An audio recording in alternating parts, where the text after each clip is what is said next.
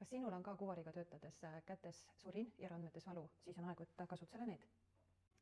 Esiteks, kui sul on õlavöötmes pinged, siis on see kindlasti tingitud osaliselt ka sellest, et sul on vale hiir. Kasuta ergonoomilist hiirt, mis hoiab su kätt täiesti neutraalses asendis. Hiire valik on selline, et vastavalt käe suurusele saad sa siit valida endale sobiliku ja üks nendest, mis minu käes on, sellega on isegi võimalik vasakukäelistel edasi töötada.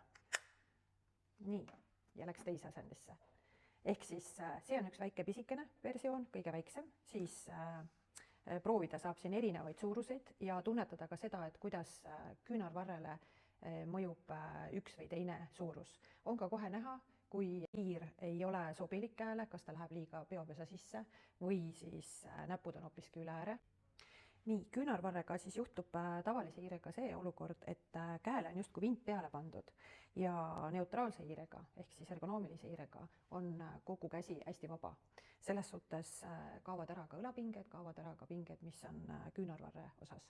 Nüüd, kui rääkida sõrmedest, siis sõrmedes samamoodi tekib pinge siis, kui meil on vana hiir, mis siis nii-öelda on lamav hiir laua peal ja meie sõrmed näiteks on pikad, siis me hakkame justkui kraapima seda hiirt endale peo sisse.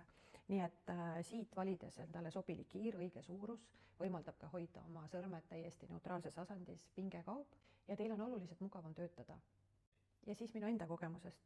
Mul endal on mõlemas käes karpaalkanali sündroom ja juba 10 aastat olen ma kasutanud ergonoomilist hiirt. Ma ei kujutaks enam ettegi, et ma kasutaksin seda nii-öelda lamavat hiirt.